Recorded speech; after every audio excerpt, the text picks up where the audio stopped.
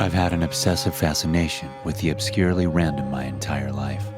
Facts and tidbits of information that any normal person wouldn't even think twice about brought me so much more joy than reading about actual useful things. As such, I never did well in school. I couldn't explain the importance of pi in mathematics, but I could tell you that Mount Everest was originally measured at exactly 29,000 feet, but that it felt so unbelievable that they publicly claimed it to be 29,002 feet tall. What about the fact that Pepsi once owned the sixth largest navy in the world for a brief amount of time in 1989? Who would possibly care to know that? While the claim sounds absolutely ridiculous, I can assure you it is true.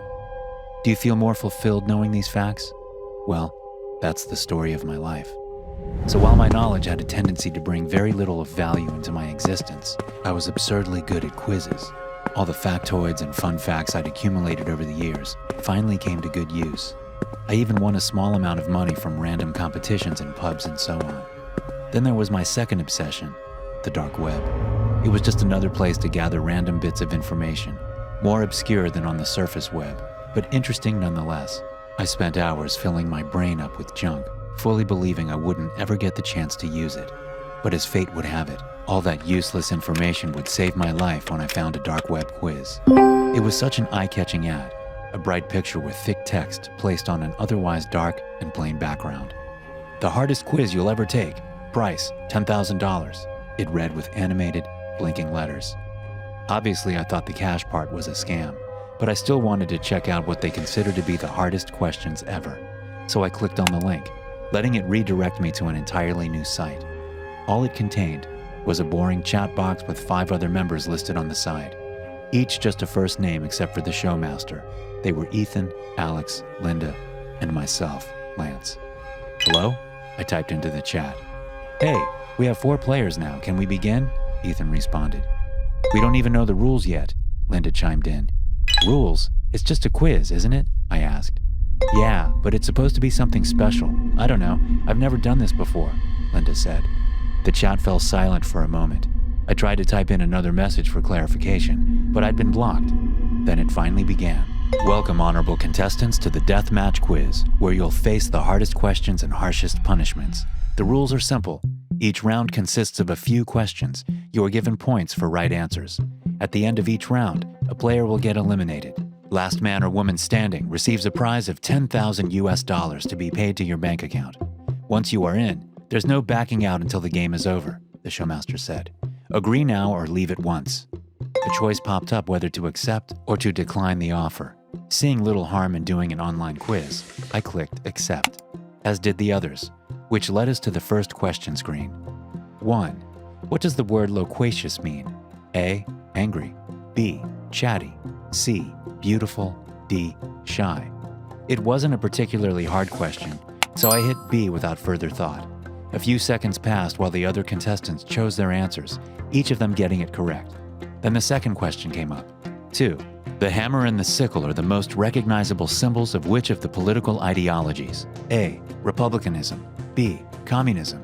C. Conservatism. D. Liberalism. Again, an easy question, one each of us could answer, as was the third and the fourth. I started to get worried that the challenge came from beating the others. If each of us got a 100% score, who would win? Once the fifth question had been answered without any problem, another message from the showmaster popped up on the screen. "Well done, you've all made it to the second round. Take a moment, talk and get to know each other. Round 2 will begin shortly." With that, I regained control of my keyboard.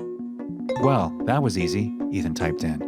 "Yeah, I'm a bit disappointed if I'm honest," Linda said. "Maybe it was just a warm-up round," I suggested. "I guess so," Alex said. "I'm definitely going to beat y'all though," he continued. "What makes you so certain?" I asked. But I didn't get a response, because only 30 seconds after the first round had ended, the keyboard locked once again, prompting the beginning of round 2. 1. The deadliest elevator accident took place in which location during which year? A. Wuhan, China, 2012. B. Orkney, South Africa, 1995. C. Makivka, Ukraine, 2011. D. Istanbul, Turkey, 2014. It was a bit of a morbid question, but one I knew the answer to nevertheless. The deadliest elevator accident had taken place in Orkney when a locomotive hit the safety barrier sliding into a mine shaft with an elevator carrying 105 people, all of whom succumbed in the disaster. I just hit B and waited for the others. 3 of us got the answer right, but Ethan chose C. Then the second question appeared on the screen. 2. Which one of you is most likely to die first? A. Linda. B. Alex. C. Lance. D. Ethan. I froze in place. The question had come so sudden, out of place and wrong. It had to be a prank of sorts, but why? I didn't answer the question, nor did the others. We just sat in silence waiting for something to happen. When the timer ran out, no one had answered, which meant no one got a point. The next 3 questions were all morbid, asking about deadly events, horrible diseases, and mass extinctions. I got 2 of them correct, as did everyone else, which left 3 of us in a tied lead, and Ethan at the bottom. Round 2 is now over, and as the score would have it, Ethan is the weakest. Elimination is already in process. Let's all thank him for his valiant effort, and let him have a few last words before he bids us goodbye. The keyboard starts functioning again. "What the hell is happening? I can't move my legs," Ethan typed in. "What? Are you serious?" Alex asked. Please help me. I can't move. I can't talk. I can't call for help. Please do something." Ethan continued typing frantically into the chat. "What the hell is going on?" Linda asked. "Ethan?" But he never responded. "Ethan has left the game. Let's wish him a safe journey to the afterlife as we delve into round 3, the showmaster said. I was panicking, trying to close my browser, but it didn't work. When I tried to get up from my chair, I realized I couldn't even physically bring myself to stand up. I could move my legs and arms, but leaving my chair had somehow become an impossible task. A question popped up on the screen. 1. How do you think you will die? A. In indescribable agony. B. In an accident. C. From cancer. D. From old age, peacefully in your own bed. I clicked D, praying that the game would let us get out alive. Everyone followed suit, and we were all wrong. 2. What was Ethan's biggest fear? A. Suffocation. B. Drowning. C. Being shot. D. Being stabbed.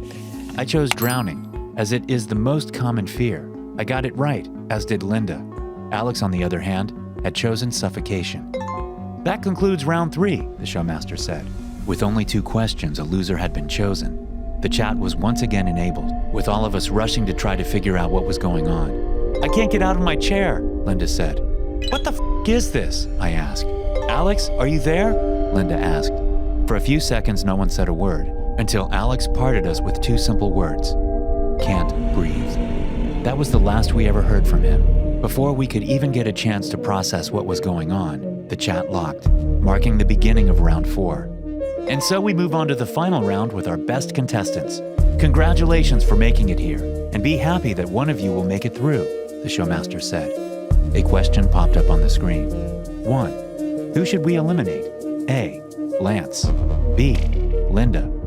That was it. A simple question carrying an immense weight.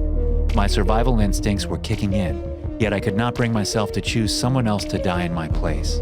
I knew that if I made it through, I wouldn't ever be able to live with myself. Despite her being a stranger, I would always know that I chose her death. So with great trepidation, I clicked on my own name. But Linda was not as merciful and chose my name as well, meaning we both voted for my death. That concludes the final round. Congratulations, the showmaster said. With that, I felt my body release itself from the chair, as if whatever invisible force had been removed. I could breathe, I could move around, I was free. The chat function returned, but I was confused as to why I hadn't been killed. Linda? I typed in, but she never responded. Then a congratulations message popped up, marking me as the winner of the contest. We had both chosen my death, yet I'd been spared, while Linda had presumably been killed. Had it all been just a test to see who'd show mercy? I did receive the cash prize as well. It just popped into my bank account a day after the ordeal. Of course, I alerted the authorities, but what could they do? Even the bank transfer wasn't traceable. Who the others were, I don't know. Their first names weren't a lot to go on, and I couldn't find any news reports on the incident. All I know is that I'm keeping to the regular web because whatever lurks in the depths of the dark web is beyond our understanding of how the world works. Thanks for watching. Be sure to subscribe and smash that like button to get notified every time I upload a new video.